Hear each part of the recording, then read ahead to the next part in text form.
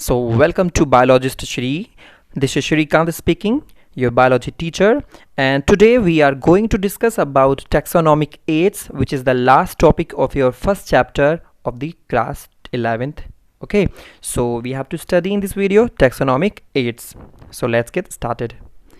Okay, so as you know very well, whenever we see a aid word, aid word, so that means we have to give help, we have to need help, we have to assist something. So that mean कि हमें कुछ करना है, कुछ जो किसी चीज़ में help करे, जो किसी चीज़ को सीखने में, किसी चीज़ को करने में हेल्प करे, दैट मीन्स कि उसको हम एड बोलते हैं. सो यहाँ पर हमें टैक्सोनॉमिक एड्स के बारे में पढ़ना है. दैट मीन्स कि which is related to taxonomy. That is taxonomy what is कि which is a study of classification, identification, ये चीज़ें हमें वहाँ पर करनी होती हैं. सो हमें क्या करना है, इसमें टैक्सोनॉमिक एड को जानना है कि किस तरीके से वो कौन से एड हो सकती हैं, वो कौन सी असिस्टेंस हो सकती हैं जो हमें हेल्प करें टैक्सोनॉमी करने के लिए, जो हमें आइडेंटिफिकेशन में हेल्प करें किसी भी ऑर्गेनिज्म की, जो हमें किसी क्लासिफिकेशन में हेल्प करें हमें किसी भी ऑर्गेनिज्म्स की. तो वो हम उनको बोलते हैं टैक्सोनॉमिक एड्स. सो यहाँ पर आप डेफिनेशन देख सकते हैं कि what do you mean by taxonomic aids. So वो क्या है कि taxonomic aids are the tools. यहाँ पर देख लीजिए आप कि taxonomic aids are the tools for the taxonomic study. ये वो टूल्स होते हैं, ये वो एड्स होते हैं या हेल्पिंग मेथड्स होते हैं जिसकी वजह से हम टैक्सोनॉमी के बारे में स्टडी कर लेते हैं. Okay, so some techniques, procedures, stored information that are useful in identification and classification of organisms are called taxonomical aids. कुछ टेक्निक्स हैं, कुछ प्रोसीजर्स, कुछ ऐसी इंफॉर्मेशन जो हमारे पास ऑलरेडी स्टोर होती हैं, उसकी वजह से हम किसी भी ऑर्गेनिज्म की क्लासिफिकेशन या उसके बारे में जानना, उसके कैरेक्टर्स को पहचानना, ये सभी चीज़ें हम करते हैं टैक्सोनॉमिकल एड की हेल्प से. ओके, सो अब हमें ये तो पता चल गया कि टैक्सोनॉमिकल एड किस चीज़ में हेल्प करने वाली है, हमें पूरा क्लासिफिकेशन, पूरा टैक्सोनॉमी में हेल्प करने वाली है. तो वो कौन कौन से एड हो सकते हैं. सो आप देख सकते हैं कि मैंने यहाँ पर लिख भी दिया और एक पूरी हायरार्की कर रखी है मैंने. आगे देखिए कि टैक्सोनॉमिकल एड्स कौन कौन से we have to study in this whole lecture. So क्या क्या हैं, तो botanical gardens, herbarium, zoological parks, museum, key, flora, catalogues, manuals, monographs. तो ये चीज़ें हमें डिस्कस करनी है. हालांकि आपके एनसीईआरटी के अंदर सिर्फ आपके हर्बेरियम मिलेगा, वहाँ पर बॉटनिकल गार्डन्स मिलेंगे, आपको जूलॉजिकल पार्क्स मिलेंगे, म्यूज़ियम मिलेंगे और बाकी मिलेंगी. लेकिन जो बाकी चार रिमेनिंग है कि फ्लोरा, मैनुअल्स, मोनोग्राफ्स, कैटलॉग्स, तो ये लास्ट के पैराग्राफ में इनके नाम दिए हैं कि ये भी कुछ हैं, तो लेकिन इनके बारे में हम थोड़ा बहुत आगे जान लेंगे. Okay, so let's get started with the first topic, herbarium. As a name suggest कि हर्बेरियम दैट मीन्स कि ये हर्ब से रिलेटेड है, ये प्लांट से रिलेटेड ओनली कोई ऐसी चीज़ है, कोई ऐसा एड है जो कि हमें टैक्सोनॉमी में हेल्प करता है, स्टडी में हेल्प करता है. तो क्या होता है herbarium, which is a singular word, herbaria which is a plural word. So herbaria are stored houses of preserved plant collections. यानी ये वो एक तरीके के ऐसे स्टोर हाउस होते हैं जहाँ पर हम प्लांट को प्रिजर्व करते हैं, वहाँ पर उनको सेव करके रखते हैं, कलेक्ट कर लेते हैं. लेकिन कलेक्ट कहाँ करते हैं, एक पर्टिकुलर हमारे पास शीट होती हैं, पेपर की बनी हुई शीट होती हैं, उनके ऊपर हम उनको plants are preserve in the form of pressed, पहले उनको प्रेस्ड करके अच्छे से, है ना, एंड ड्राई करके उनको स्पेसिमेंट्स को माउंट करके चिपका देते हैं, पेस्ट कर देते हैं, या हम उसको सिल भी सकते हैं. अगर हम पेस्ट नहीं कर पाते तो पेपर के ऊपर उन प्लांट्स को चिपका दिया जाता है. ओके, एंड फिर herbaria act as a centre research and function of resource sources of material for systematic work. यानी एक तरीके से हम हर्बेरियम को ये भी कह सकते हैं, हर्बेरिया को, कि एक सेंटर कह सकते हैं इसको, कि जो रिसर्च करने में, जो हमें फंक्शंस के बारे में पता करने के लिए एक एज ए मटीरियल जो हम यूज़ करने वाले हैं, तो सिस्टमेटिक वर्क में हमारी हेल्प करता है हर्बेरिया. इसकी वजह से हम प्लांट्स के बारे में जानते हैं, क्योंकि अगर मान लीजिए एक रूम है, आपके स्कूल में है, घर पे है, कहीं पर भी, और आपने वहाँ पर हर्बेरिया को कलेक्ट कर रखा है इन इन्फॉर्मेशन सारी, क्योंकि शीट के ऊपर आपने प्लांट को चिपका रखा है, उसको पेस्ट कर रखा है, माउंट कर रखा है, और उसकी इन्फॉर्मेशन लिख रखी हैं कि कौन सी क्लास है, किसने उसको कलेक्ट किया था, कलेक्टर्स नेम, डेट, कहाँ से आपने लिया, लोकेशन, उसकी फैमिली, उसका जीनस, उसका बॉटनिकल नेम, बोटानिकल नेम जो होता है, साइंटिफिक नेम जो होता है, वो सारी चीज़ें उस पर लिखी होती है। अभी आगे देखेंगे पिक्चर में।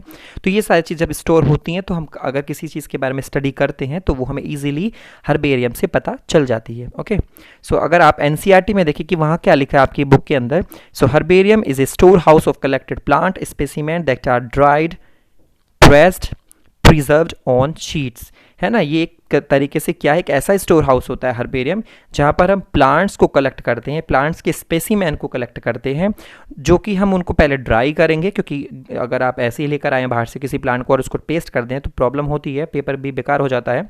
सो उसके लिए हम पहले उनको ड्राई करते हैं, फिर प्रेस्ड करते हैं, उनको प्लेन करते हैं ताकि ऊंचे नीचे ना रहें पेपर के ऊपर, और प्रिजर्व करके फिर हम शीट के ऊपर उनको पेस्ट कर देते हैं, चिपका देते हैं, माउंट कर देते हैं, देन बाद में उनको हम लैबलिंग भी कर देते हैं, और इवन उनके ऊपर हम ताकि डिसइंफेक्टेंट्स जो फंगस या ऐसी कोई चीज़ें वहाँ पर बीमारी या कुछ हमारे पेपर शीट को ख़राब कर दें, तो वो उन चीज़ से भी बचाने के लिए हम उनके ऊपर कुछ केमिकल्स का भी स्प्रे करते हैं। सो पॉइजन्स भी वहाँ पर हम यूज़ करते हैं ताकि कुछ चीज़ों को मार दें। तो ओवरऑल हर्बेरियम के अंदर हमें प्लांट को प्रिजर्व करना है ताकि टैक्सोनॉमी के हेल्प करें। Further these sheets are arranged according to a universally accepted classification. जी हाँ, जब भी हम पेस्ट कर देते हैं हर्बेरियम शीट के ऊपर, एक पेपर शीट के ऊपर प्लांट को, तो उसकी सभी क्लासिफिकेशन जो हम करते हैं वो एक यूनिवर्सली एक्सेप्टेड जो क्लासिफिकेशन हमें होता है उसके तरह वहाँ पर हम लिखा जाता है सब चीज़ें। ओके, फैमिली, जीनस जो हम लिखते हैं वहाँ पर, उसकी जो किंगडम है, ये चीज़ें हम लिख देते हैं वहाँ पर। These specimens, along with their descriptions, herbarium sheets become a storehouse for repository for future use. ये जितने भी स्पेसिमेन हमने बनाए हर्बेरियम में, वो सभी उनके ऊपर जो डिस्क्रिप्शन लिखा होता है हर्बेरियम शीट्स के ऊपर, तो वो हमारे लिए एक स्टोर हाउस बन जाते हैं, या जिसको हम ये भी कह सकते हैं रिपोजिटरी फॉर फ्यूचर यूज़, कि फ्यूचर में अगर हमें ज़रूरत पड़ने वाली है तो हम इनको यूज़ कर सकते हैं हमारी टैक्सोनॉमी में, हमें क्लासिफिकेशन में, आइडेंटिफिकेशंस में, इन चीज़ों में। नेक्स्ट लाइन है आपकी, herbarium sheets are also carry a labelling providing information about a date और place of collection, English, local, about botanical names, family, collectors name, etcetera. ये मैंने बता दिया है कि अभी आप देखेंगे यहाँ पर पिक्चर में कि ये इस पूरे बॉक्स में कि फैमिली है उसका, फैमिली के साथ साथ वहाँ पर उसका बोटानिकल नेम है, लोकेलिटी है, पूरा साइंटिफिक नेम कैसे लिखते हैं, बायनोमियल नोमेनक्लेचर यूज़ करना है, जीनस और स्पीसीज दोनों, और डेट कब उसको कलेक्ट किया है, हैबिटेट कैसा है उसका, फील्ड कैसा था, कहाँ से लिया है, हैबिटेट कैसा है उस प्लांट का, और फील्ड जो फील्ड नोट्स है उसका कुछ भी आप वहाँ पे लिख सकते हैं, कैसा है प्लांट, फ्लावर कैसा है, नेम ऑफ कलेक्टर्स जिसने कलेक्ट किया है, कलेक्टर्स फील्ड्स नंबर, फील्ड का एक नंबर दे सकते हैं हम कहाँ से है, तो उसको 1, किसी को 2, किसी को 3, ऐसे करके, और वर्नाकुलर नेम यानी उसका कॉमन नेम वहाँ पे लिखा जाना। तो ये चीज़ें हमें उस हर्बेरियम शीट्स के ऊपर लिखना होता है, तो इन चीज़ों से हम उसके बारे में, प्लांट के बारे में जान लेते हैं। ओके, सो ये herbaria serve as a quick referral system in the taxonomical study, तो एक बहुत ही जल्दी तरीके से हम इसको पहचान लेते हैं। तो हर्बेरियम के लिए हम क्या करते हैं, शीट तो ये आपको पता चलेगा कैसे बनाते हैं, प्लांट को देखो ये पेस्ट कर रखा है हमने, उसके ऊपर माउंटिंग कर रखी है। ओके, तो स्टिचिंग भी कर सकते हैं हम, अगर पेस्ट नहीं कर पाए स्टिचिंग सिल ले सकते हैं सुई धागे से। ओके, तो और इन जब भी जितने भी, क्योंकि हमारी इसमें फैमिली होती है, जीनस होता है, ये चीज़ें होती हैं, तो हमें पता होता है कि कहाँ हमें इसको स्टोर करना होता है। तो इसके लिए एक पूरा रूम बना होता है जिसको हम कैबिनेट बोलते हैं, जो हर्बेरियम की कैबिनेट होती हैं, इसके अंदर हम इसको रखते हैं, फैमिली वाइज हम इनको रख देते हैं। कि यहाँ पर देख सकते हैं कि आप फैमिलीज़ लिखी हुई हैं हर एक कैबिनेट के हर एक बॉक्स के अंदर, मिला के अंदर रेननकुलेसी है, मैननकुलेसी है, ये जितनी भी फैमिली हैं उसके अकॉर्डिंग हम इसमें रख देते हैं। तो ताकि कोई भी अगर आपको स्टडी करनी है टैक्सोनॉमी, तो ईजिली जिस फैमिली की आपको करनी है, हम फैमिली में से उस फाइल को निकालेंगे, उसके प्लांट को देखेंगे, उसके फीचर्स को जान लेंगे। ये कुछ हर्बेरियम जो हैं, कुछ इंडिया के और कुछ बाहर के, यानी इंटरनेशनली जो हैं, वो भी यहाँ पर हर्बेरिया लिखे हुए हैं कि ईयर इस्टेब्लिश कब हुआ था। तो ये आप देख लेना यहाँ पर कि museum national histoire naturelle Paris France का है, और अगर हम इंडियन की बात करें तो कोयम्बटूर है, मद्रास हर्बेरियम BSI कैंपस। तो ये कुछ हैं हर्बेरिया। सो नेक्स्ट आता है आपका प्रोसीजर्स, किस तरीके से हम क्या प्रोसीजर यूज़ करते हैं हर्बेरियम शीट बनाने के लिए, क्योंकि आप 11th क्लास में हैं। सो आपके प्रैक्टिकल्स में ये चीज़ होती है, वहाँ पर हर्बेरियम बनाई जाती है, आपको बनाना होता है। तो हमें करना क्या होता है कि सबसे पहले हमें कलेक्ट करना होता है, देखिए यहाँ पर कलेक्शन ऑफ स्पेसिमेन, जो भी प्लांट हम वहाँ पर लगाने वाले हैं शीट के ऊपर है, तो हमें चाहिए वहाँ पर प्लांट वो स्पेसिमेन। ओके, कौन सी स्पेसीज आप लेकर आए हैं। प्रेसिंग करनी है and drying to remove moisture content, उस प्लांट जो क्योंकि हरा होता है, ग्रीन होता है, सो उसको पहले हम ड्राई करते हैं, फिर आयरनिंग करते हैं, प्रेसिंग करते हैं, ताकि वो सीधा इजीली वो पेस्ट हो जाए शीट के ऊपर। फिर हम स्टेरिलाइजेशन करते हैं या पॉइजनिंग करते हैं ताकि टू प्रिवेंट फंगल अटैक, क्योंकि हम पेस्ट करने वाले हो सकते हैं वहाँ पर फंगस आ जाए, फंगस उसको सारा ख़राब कर देगी, फंगस लग गई है तो हमारा सारा स्पेसिमेन ख़राब हो जाएगा। तो इसलिए हम उसको स्टेरिलाइज यानी उसको फ्री करना है, फ्री फ्रॉम जर्म्स, इन चीज़ों से बचाना है। तो हम उसके लिए कुछ केमिकल यूज़ करते हैं, ताकि एक लिख सकते हैं आप कि HgCl2 मर्क्यूरिक क्लोराइड। ओके, तो ये एक केमिकल है जो कि हम यूज़ करते हैं। बाकी फिर हम माउंटिंग करते हैं, पेस्टिंग और stitching on A sheet. Mounting का मतलब हम उसको चिपकाते हैं पेपर के ऊपर, कलेक्ट कर लिया, प्रेसिंग कर ली, ड्राइंग कर ली, स्टेरिलाइज कर लिया, फिर उसके बाद माउंटिंग यानी पेस्ट करेंगे। किस तरह से हम उसको चिपकाने वाले हैं, तो आप टेप से आप स्टिचिंग कर सकते हैं। ओके, केमिकल यूज़ कर सकते हैं पेस्टिंग करने के लिए, तो उन चीज़ों से चिपका सकते हैं। फिर आता है आपका लैबलिंग। जी हाँ, लैबलिंग सबसे इंपॉर्टेंट है, जिसकी वजह से हम पता करेंगे उसका फ्यूचर यूज़ के लिए हम कैसे रखेंगे उसको। तो लोकल नेम उसका होगा, बोटानिकल नेम, साइंटिफिक नेम उसका होगा, इंग्लिश नेम उसका होगा, बायनोमियल नोमेनक्लेचर तरीके से करेंगे सब उसका साइंटिफिक नेम, फैमिली होगी, कलेक्शंस की डेट होगी, कब कलेक्ट किया था आपने, कौन उसको लेकर आया, तो कलेक्टर्स नेम भी होगा, टाइम भी होगा, किस दिन आपने उसको लिया, तो ये चीज़ें हमें उसके ऊपर लिखनी होती हैं। And then storage of herbarium sheet, उनको स्टोर करने के लिए कैबिनेट बना लेते हैं अपनी फैमिली वाइज, तो उसके अंदर रख देते हैं। आई होप समझ में आ गया हर्बेरियम। अगर हम बात करें हर्बेरियम, लार्जेस्ट हर्बेरियम अगर वर्ल्ड की बात करें तो इंग्लैंड की है, जो कि है क्यू, और नाम है उसका royal botanical garden. Royal botanical garden जो कि कहाँ पर है, क्यू इन इंग्लैंड। और अगर हम इंडिया की बात करें, largest herbarium in India is central national herbarium in the Indian botanical garden eight Kolkata. Okay, Kolkata के अंदर है, इंडियन बॉटनिकल गार्डन है, अभी बॉटनिकल गार्डन्स आएंगे वहाँ पर, तो उस जगह है, वहाँ पर है central national herbarium. So next आता है आपका बॉटनिकल गार्डन्स। सो जैसे कि नाम सजेस्ट कर रहा है कि बोटानिकल गार्डन्स क्या है। गार्डन्स आप जानते हैं जहाँ पे प्लांट्स होते हैं, प्लांट्स की रिपोजिटिंग होती है, लिविंग प्लांट्स होते हैं वहाँ पर। तो a botanical garden is a repository of living plants. सिर्फ लिविंग प्लांट्स आपको वहाँ पर देखने को मिलेंगे, अरेंज्ड होंगे, मेंटेन्ड होंगे, किस तरीके से साइंटिफिक नाम होगा उनका। हर एक प्लांट के ऊपर पेस्टिंग होती है, उसका साइंटिफिक नेम होता है। कलेक्शंस आर यूजुअली लेबल्ड और मार्क्ड फॉर आइडेंटिफिकेशन, ताकि उनको पहचान लिया जाए, उनका नाम पता कर लिया जाए फैमिली, तो ये चीज़ें उनके ऊपर ऑटोमेटिकली प्लांट्स के ऊपर लेबल्ड होती है, उसका साइंटिफिक नेम बायोनोमेनक्लेचर की हेल्प से, और उसकी जो फैमिली है, उसका जो किंगडम है, ये चीज़ें वहाँ पर लिखी होती हैं प्लांट की। तो अगर किसी गार्डन में हम जाते हैं, या इवन आप अपने स्कूल के अंदर भी गार्डन बना सकते हैं, जितने भी वहाँ पर प्लांट हैं आप इनको लेबलिंग कर सकते हैं, तो एक छोटा मोटा आपका बोटानिकल गार्डन वहाँ पर भी बन जाएगा।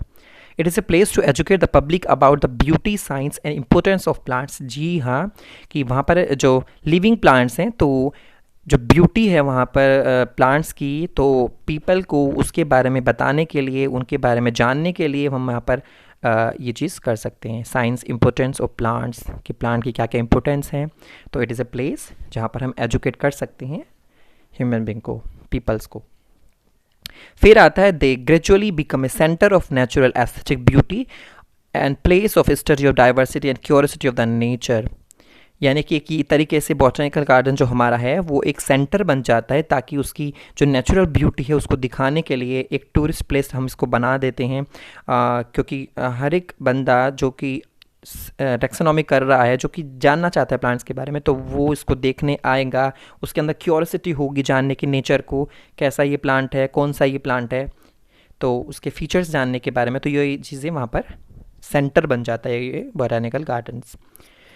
Botanical garden are their source of education, conservation, research, recreation to millions people. Recreation आप जानते हैं, मनोरंजन, एंटरटेनमेंट के काम भी करती हैं ये, कि आप जाइए, आप देखना चाहते हैं कैसा फ्लावर है, कैसा प्लांट है, तो ये एंटरटेन का भी काम करेगा आपका। एजुकेशन मिलेगी आपको, प्लांट के बारे में जानने को मिलेगा। कंजर्वेशन, रिसर्च हमें मिलेंगी कि हमने प्लांट को किस तरीके से कंजर्व कर रखा है, कैसे हमने उनको बचा कर रख रखा है, और कैसे हम फ्यूचर यूज़ में उसको हम यूज़ कर सकते हैं। अगर हम रोल की बात करें बोटानिकल गार्डन्स का क्या रोल है, किस चीज़ में हमारे वो हेल्प करते होंगे या कर सकते हैं। सो फर्स्ट पॉइंट है they are centre of conservation of plant resource from extinction. यानी ऐसा भी हो सकता है कि कुछ प्लांट एक्सटेंशन वाली स्टेज में पहुंच गए हों, यानी कि ऐसा लग रहा है कि हमें ख़त्म होने वाले हैं फ्रॉम द अर्थ, तो उसको हम बचाने के लिए हम इसको एक कंजर्वेशन सेंटर भी हम इसको बोल सकते हैं, जो कि प्लांट की रिसोर्स को बचा कर रखेगा, ओके, एक्सटिंक्ट होने से बचा देगा। They are home for rare and endemic species. हाँ, कुछ प्लांट्स हैं वहाँ पर, तो जब प्लांट्स हैं चारों तरफ वहाँ पर, तो बड़े प्लांट हैं, छोटे प्लांट हैं, तो कुछ स्पीसीज़ होंगी, एंडेमिक स्पीसीज़ होंगी वहाँ पर, अपना वो होम बनाएंगी, तो उनके लिए भी वो फ़ायदेमंद होगा। बर्ड्स होती हैं, छोटे छोटे इंसेक्ट्स होते हैं, ये चीज़ें। They house germplasm collection of selected ornamental economic and medicinal plants. जी हाँ, ये भी हम कह सकते हैं कि जो प्लांट्स हैं हमारे, वो ऑर्नामेंटल प्लांट्स, डेकोरेशन करने वाले प्लांट, इकोनॉमिक हेल्प जो हमें करते हैं, मेडिसिन बनाने वाले प्लांट्स, तो हमें अगर ये प्लांट चाहिए तो हम बोटानिकल गार्डन्स के अंदर इनको स्टोर करके रख सकते हैं, ताकि फ्यूचर में अगर आपको लगाने हैं, आपको ये पर्पज़ के लिए यूज़ करना है, तो वहाँ से एज ए जर्मब्लास हम इसको यूज़ कर सकते हैं, ताकि आगे की जनरेशन नए नए प्लांट्स बना लिए जाएं। They are places for propagation of rare and threatened plants. जी, ये तो पहले भी हो चुका है कि जो भी हमारे थ्रेटन्ड प्लांट्स हैं, जो हमारे थ्रेटनिंग वाली स्टेज में आ चुके हैं, लगता है कि हमें ख़त्म होने वाले प्लांट हैं, फ्यूचर में ख़त्म हो सकते हैं, तो उनके लिए हम प्रोपगेशन कर सकते हैं यहाँ से ले जाकर, और ज़्यादा से ज़्यादा हम वो प्रोपगेशन करके नए प्लांट्स बना सकते हैं, ताकि हम थ्रेटनिंग से बचाएँ उनको। They help in the introduction of economic and commercially important plants. हाँ, ये हमें इकोनॉमिक जो हेल्प हमें मिलती हैं, दवाइयाँ हम बनाते हैं, कमर्शियली हेल्प जो हमें मिलती है, वो चीज़ें हम यहाँ से अच्छे से जान लेते हैं, क्योंकि उनके यूजेस भी हमें पता होते हैं बोटानिकल गार्डन की वजह से, कि क्या यूज़ कर सकते हैं हम, किस चीज़ में यूज़ प्लांट हो सकता है। They generate awareness about the values of plants. हाँ, पीपल की वो हेल्प करते हैं कि इस प्लांट की क्या वैल्यू है, किस चीज़ में ये यूज़ होता है, हमें एजुकेट करते हैं ये चीज़, इन चीज़ों की वजह से general public about the importance of plants. तो प्लांट्स की जो इम्पोर्टेंस क्या होती हैं, तो वो हमें भी चीज़ें पता चलती हैं बोटानिकल गार्डन से। ये है इंग्लैंड का क्यू गार्डन, लार्जेस्ट जो गार्डन है बोटानिकल गार्डन। सो ये आप देख सकते हैं कितना सुंदर इमेज है, beautiful image you can see here. आगे आता है हमारा कुछ टॉपिक इसमें ही है, बोटानिकल गार्डन कौन कौन से हैं। तो दीज स्पेस गार्डन है the collection of living plants for reference. Living plants होते हैं, जी हाँ, वहाँ पर लिविंग प्लांट्स हैं सभी के सभी, और आइडेंटिफिकेशन पर्पस के लिए हम यूज़ कर सकते हैं इनको। Each plant is labelled indicating इस बोटानिकल और साइंटिफिक नेम। मैंने बता दिया है, प्लांट्स के ऊपर लेबलिंग लगी होती है, कौन सा प्लांट है, कौन सी फैमिली है, साइंटिफिक नेम किस तरीके से उसका जो होता है। अगर हम बात करें क्यू की, इंग्लैंड का जो botanical garden, largest botanical garden England का है, और अगर इंडिया की बात करें तो इंडियन बोटानिकल गार्डन जो कि हावड़ा कोलकाता में है, okay. And at national botanical research institute Lucknow में जो है वो है नेशनल बोटानिकल रिसर्च। आगे आता है हमारा म्यूज़ियम। तो म्यूज़ियम क्या होते हैं ये, अगर आप बुक में देखें अपनी, तो वहाँ पर लिखा है कि biological museum are generally set up in the educational institute. अगर आपका स्कूल है तो वहाँ पर आप म्यूज़ियम बना सकते हैं, वहाँ पर आप एनिमल की स्पेसिमेंस को लगा सकते हैं। आपने अपने बायोलॉजी लैब में देखा भी होगा, कुछ स्पेसिमेन आपके पास मिलेंगे, जार के अंदर बंद होते हैं वो, तो वहाँ पर वो रखे होते हैं। तो ऐसे ही एजुकेशनल इंस्टीट्यूट जो होते हैं, कॉलेजेस होते हैं, स्कूल होते हैं, तो वहाँ पर ये आपकी लैब के अंदर ये चीज़ें बनाई जाती हैं, लगाई जाती हैं। अगर आप पिक्चर देखें तो ये देख सकते हैं आप, ये एक लैब है, वहाँ पर एनिमल्स की रिपोजिटरी है, यहाँ पर म्यूज़ियम बना रखा है, बंद है ये स्पेसिमेंस के अंदर, बॉक्स के अंदर। तो ये हमें एजुकेशनल पर्पस के लिए यूज़ करना है, बच्चों को बताने के लिए, कॉलेजेस स्टूडेंट्स को बताने के लिए कि इसकी जो रिलेशनशिप है, किसके साथ कैसी रिलेशनशिप रही होंगी, कौन सा ये ऑर्गेनिज्म है, उसका scientific nature. Museum have collection of preserved plants as well as animal specimen for study and reference.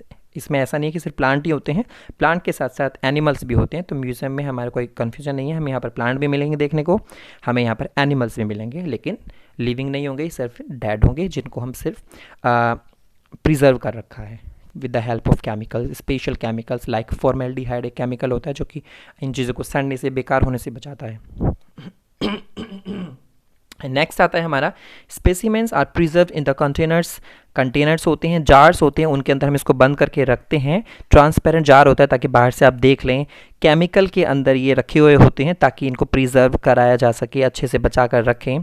Insects are preserve in insect box after collecting, killing and pinning. अगर हम इंसेक्ट्स की बात करें तो उनके लिए हम उनको सबसे पहले क्या करते हैं, बॉक्सेस होते हैं उनके अंदर रखते हैं, कलेक्ट करते हैं, मार देते हैं, किलिंग करते हैं केमिकल से, फिर पिनिंग कर देते हैं, पिन लगाकर उसके ऊपर पेस्ट कर देते हैं बॉक्स के अंदर। लार्जर एनिमल्स की अगर हम बात करें जैसे कि बर्ड्स, मैमल्स, स्टफ्स, प्रिजर्व्स, तो उनको हम स्टफिंग करते हैं। स्टफिंग का मतलब कि एक बॉडी बना दी जाती है उनके शेप की, और उस जैसे बर्ड है तो बर्ड वाली शेप के उसके अंदर कुछ सामान भर के, केमिकल कुछ भी चीज़ भर के, तो उसकी शेप दे दी जाती है उस बर्ड लाइक या मैमल्स लाइक जो भी है वो, तो उस तरीके की प्रिजर्व कर देते हैं। स्टफिंग का मतलब किसी चीज़ को भर देना, भूसे की तरह भर देना, और उसकी जो बाहर से शेप दिखती है, जैसे कि एनिमल्स बना सकते हैं। लायन की एक पूरी आपने बॉडी मिल गई, उसके अंदर सामान भर दिया, उसके अंदर भूसा भर दिया, तो बाहर से शेप तो उसकी लायन वाली ही बनकर आएगी। जैसे हवा भर देते हैं, स्टफिंग करते हैं। म्यूज़ियम में often have a collection of skeleton of animals too. जी हाँ, अगर आप म्यूज़ियम में जाएँ तो वहाँ पर आपको स्केलेटन्स मिलेंगे एनिमल्स के, काफ़ी सारे, ह्यूमन बॉडी का मिलेगा, बर्ड्स का मिलेगा, इन सभी के मिलेंगे। ये एक ब्यूटीफुल पिक्चर है, आप देख सकते हैं यहाँ पे म्यूज़ियम की, जो कि कॉलेज से ली गई है। अब आते हैं हमारे zoological parks, which belongs to किसके लिए है। देखो यहाँ पे जोलॉजी आ रहा है तो इसका मतलब कुछ एनिमल से रिलेटेड यहाँ पर पार्क बने हुए हैं। तो होगा क्या, these are the place where wild animals are kept in protected environment under human care and which enable us to learn about their food habit and their behavior। यानी हम यहाँ पर कुछ एनिमल्स होते हैं हमारे पास, वाइल्ड एनिमल्स, जिनको हम प्रोटेक्ट करके रखते हैं, पर्टिकुलर एरिया के अंदर बंद करके रखते हैं हम उसको, और उसको नेचुरली जो एनवायरनमेंट होता है वही दिया जाता है। जैसे कोई भी पर्टिकुलर एनिमल बाहर अगर रहता है तो उसको जो इन्वायरमेंट वहाँ ज़रूरत होती है वही प्रोटेक्टेड इन्वायरमेंट में हम उसको रख कर दे सकते हैं। अगर हम लायन की बात करें, मान लीजिए कि लायन है, उसको जो भी इन्वायरमेंट बाहर चाहिए, खाना पीना चाहिए, वही हम उसको एक चारों तरफ से बंद शील्ड के अंदर रखने के बाद भी हम उसको दे सकते हैं या देते हैं। तो हमें जोलॉजिकल पार्क में यही करना होता है, एनिमल्स रखते हैं वहाँ पर, उसको इन्वायरमेंट दिया जाता है और प्रोटेक्ट करके रखते हैं। तो फूड हैबिट जो भी होती है उसकी सब चीज़, उसके बिहेवियर, इन चीज़ों के बारे में हमें भी पता चल जाता है एनिमल्स का। All animals in a zoo are provided as far as possible the condition similar to their natural habits. मैंने बता दिया है कि जहाँ पर वो रहता है बिल्कुल जैसे नेचुरली वो रहता होगा, सेम वही प्रोटेक्टेड एरिया में बंद करके हम उसको वही नेचुरल हैबिट उसको प्रोवाइड कराते हैं। और हमें जानना होता है, हमें ये भी पता चल जाता है किस तरीके से ये खाते होंगे, पीते होंगे, क्या ये करते हैं, उसकी सारी चीज़ कैरेक्टरिस्टिक्स पता चल जाती हैं। Childrens love to visiting their parks, commonly called zoos. ये तो आपको पता ही है, तो वहाँ पर लोग जूस में देखने जाते हैं एनिमल्स को। सो ये भी क्या है, टैक्सोनॉमी करने के लिए हमें चीज़ें पता चलती हैं। तो अगर आपने देखा भी, अगर लायन का एक केज है, वहाँ पर एक बंद है एरिया में, तो बाहर की तरफ बोर्ड लगा होता है, वहाँ पर सारी उसकी इन्फॉर्मेशन लगी होती हैं कि साइंटिफिक नेम क्या है, इसका नेचर कैसा है, उसकी कॉमन कैरेक्टरिस्टिक्स कैसी हैं, सारी चीज़ें वहाँ पर हमें पता चल जाती हैं। तो टैक्सोनॉमी वहाँ से कर लेते हैं। देख लीजिए यहाँ पर एक जोलॉजिकल पार्क है हमारा, एक पिक्चर्स हैं। आगे आते हैं कीज़। जी हाँ, कीज़ जो कि हमें आइडेंटिफिकेशन करने के लिए बहुत ही ज़्यादा हेल्प करती है, हमें कैसे किसी भी ऑर्गेनिज्म को आइडेंटिफाई किया जाए। अगर मैं आपको बोलूं कि सामने दो एनिमल्स रखे हुए हैं, एक बर्ड है, एक एनिमल है, मान लीजिए डॉग है और एक बर्ड है, तो सबसे पहले हम उसका आइडेंटिफिकेशन करते हैं। तो कुछ कैरेक्टर के बेस पर ही हम उसके करते होंगे। मान लीजिए मैं बोलूँ एक कैरेक्टर कि उसके फैदर हैं या नहीं है, और है, ये यस और नो में बताना है या नहीं। तो जाहिर सी बात है आप बोल देंगे कि यस इसके हैं, तो उसको हम दूसरी कंडीशन में ले जाएंगे, अगर नहीं है तो दूसरी कंडीशन में ले जाएंगे। तो कीज़ क्या होती हैं? It is another taxonomical aid used for the identification of plant as well as animals based on similarities and dissimilarities, है ना। हम किसी भी ऑर्गेनिज्म को, मान लीजिए क्लास में दो बच्चे भी हैं, तो हम उनको, एक लड़का एक लड़की है, तो कुछ कैरेक्टर्स उसके सिमिलरिटीज़ और डिससिमिलरिटी के बेस हम उसको अलग कर देते हैं। तो वो कैरेक्टर्स जो हैं जिसके बेस पर हम करते हैं उसको हम कीज़ बोलते हैं। ओके, तो keys are based on the contrasting characters generally in pair called couplet. Most important यहाँ पे दो टर्म आने वाली हैं, दो टर्म आएंगे अभी, एक कॉपलेट और एक आएगी लीड। कॉपलेट मैंने यहाँ पे अलग से करके लिखा है, कॉपलेट एंड लीड, यानी जो दो पेयर हम कैरेक्टर्स लेते हैं, जो पेयर होती है हमारे पास, मान लीजिए दो कैरेक्टर्स हैं, ठीक है, तो उनको हमने पेयर में लिख दिया है कैरेक्टर्स को, तो एक पेयर हो गई हमारी दो कैरेक्टर्स हैं, एक पेयर हो गई है, उस पेयर को हम बोलते हैं कॉपलेट। और हर एक स्टेटमेंट जो हम यूज़ करते रहते हैं एक एक करके, जो हम सेंटेंस यूज़ कर रहे हैं, एक कैरेक्टर जो ले रहे हैं उसको हम बोलते हैं लीड। ठीक है, जो कि हमें लीड देने वाले हैं, हमें बताने वाले हैं कि क्या ये आइडेंटिफिकेशन कर सकते हैं उसका, क्या ये एनिमल या प्लांट है। तो कॉपलेट क्या है? It is a pair of contrasting characters. It represent the choice made between two opposite options. हमारे पास दो क्वेश्चन होंगे, उनमें से हमें येस और नो करके आंसर देना होता है। तो ये जो दो कैरेक्टर्स हमें मिले हैं, तो पेयर जो मिली है एक, उसको हम बोलते हैं कॉपलेट, और जो एक हर एक स्टेटमेंट होता है उसको हम बोलते हैं की। तो एन एक्सेप्टेंस ओनली वन। तो अगर मैं आपसे कोई क्वेश्चन पूछता हूँ तो उनमें से एक ही आप एक्सेप्ट करेंगे, दोनों तो नहीं कर सकते, एक ही होगा, तो उसको कॉपलेट बोलेंगे। Each statement is link in the key का लीड, उसको हम बोलते हैं लीड। हर एक स्टेटमेंट जो हम यूज़ करते हैं की के अंदर, उसको हम बोलते हैं लीड। देखिए आगे हम बात करते हैं कैसे। Separate taxonomic keys are required for each taxonomic category such as family, genus, species. सबके लिए कीज़ अलग अलग होती हैं। अगर हम स्पीसीज में जाएं तो अलग कीज़ होंगी, जीनस में जाएं तो थोड़ी और अलग कीज़ होंगी, फैमिली के लिए जाएं तो और अलग कीज़ हमारे पास होती हैं। तो कॉपलेट और लीड पता चल गया। कॉपलेट क्या है? It is a pair of characters. जो क्वेश्चंस पूछेंगे आप, वो जो पेयर है वो कॉपलेट, और जो हर एक स्टेटमेंट हम यूज़ करते हैं यस नो में जो एक यस, तो दैट इज़ ए लीड। हमें लीड मिल गई है आगे तक पहुंचने की। तो एक मैंने एग्जांपल लगाया यहाँ पर। एक क्वेश्चन है, does it have external years? क्या उसके एक्सटर्नल ईयर्स हैं या नहीं? अगर आपको पता है ईयर किसके हैं, तो ये फीचर किसका होता है? मैमल का। मैमल के ईयर होते हैं, तो एक फीचर मिल रहा है हमें। ये देख हाइड आपको वो दे दिया है। Does it have external years? अगर ईयर्स हैं तो इसको, अब इसके देखो हमें दो कैरेक्टर मिल गए, यस नो, दो हमें पेयर मिल गया है ना, यस और नो, तो इसको हम कॉपलेट बोलेंगे। So does it have external years? Yes और नो। अगर आंसर आपका आता है यस, तो हम जाएंगे सेकंड पॉइंट, गो टू, इस पॉइंट पर आ जाइए अगर यस आंसर आया। ठीक, अब यस आंसर आ गया है तो अब हमारे पास दो चीज़ आ जाएंगी। क्या हो सकता है? वो बैट हो, या हो सकता है अगर नो है तो कैट हो। ओके, सो हम जैसे हमें पता चला कि एक्सटर्नल ईयर्स हैं तो हमने बोला यस हैं, तो हम गो टू पर आ जाइए। टू वाला पॉइंट करते हैं। Does it fly? अगर आपको लगता है कि फ्लाई करता है तो आप बोलेंगे यस, तो वो होगी बैट, आंसर मिल गया। अगर आपको लगता है नहीं वो नहीं करती है फ्लाई, तो हो सकता है वो क्या हो?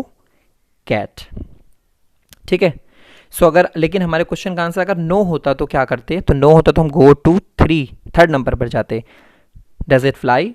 क्या वो फ्लाई करता है? अगर नो आंसर है, हमें नहीं पता कि उसके हैं नहीं, तो हम बोलेंगे नो नहीं है, तो हम बोलेंगे चलो तीसरे पे चलते हैं। तो वहाँ पर भी हमें दो यस और नो में आंसर देना है।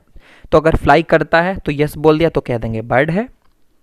ठीक, अगर फ्लाई नहीं करता है तो हम चले जाएंगे फोर्थ पॉइंट पर, क्योंकि अभी हमें कैरेक्टरिस्टिक नहीं मिली है यहाँ पर, तो फोर्थ पर जाएंगे। फोर्थ पॉइंट क्या है? Does it have limbs? क्या उसके लिम्ब हैं? जो लिम्ब का मतलब एक तरीके से चलने में जो हेल्प करेंगे। अगर है तो वो होगा फ्रॉग। लेकिन अगर आंसर यहाँ पर भी हमारा नो में आ रहा है तो हम अगली स्टेप पर चले जाते हैं, अगले कॉन्ट्रास्टिंग कैरेक्टर पर चले जाएंगे, कॉपलेट में चले जाएंगे। तो हमें क्या मिलेगा? Does it have gills?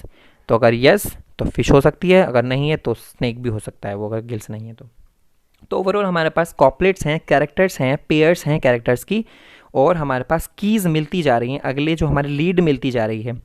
ठीक है, हमारे पास कैरेक्टर है, उसकी जो पेयर थी, लेकिन हर एक पेयर से एक हमें की मिलती है, एक लीड मिलती है। यस से हमें एक लीड मिली अगले की, तो यस हो गया लीड, नो हो गया ये भी एक लीड। यस नो जो हमारे पास है ये है लीड, और अगर हम दोनों को मिलाएं एक पेयर बनती है, उसको हम बोलते हैं कॉपलेट। तो इन्हीं से हम अगली स्टेज पर देखो पहुंच रहे हैं। यस बोलते हैं तब भी हम अगली स्टेज पर जाते हैं, नो बोलते हैं तब भी हम अगली स्टेज पर जाते हैं। तो हमारे पास एक लीड मिल जाती है अगली स्टेज पर पहुँचने की। तो हमें कॉपलेट और लीड पता चल गया कि कीज़ के अंदर दो चीज़ें होती हैं, कॉपलेट एंड लीड। कॉपलेट पेयर में कैरेक्टर्स होते हैं, लीड इंडिविजुअल होता है, एक स्टेटमेंट होता है जो कि हमें अगली स्टेज पे पहुंचाता है। और वीडियो काफ़ी बड़ी हो गई है, इसलिए in the next video we will discuss about flora, manuals, monographs and catalogs in details. So thank you so much. Stay home, stay safe.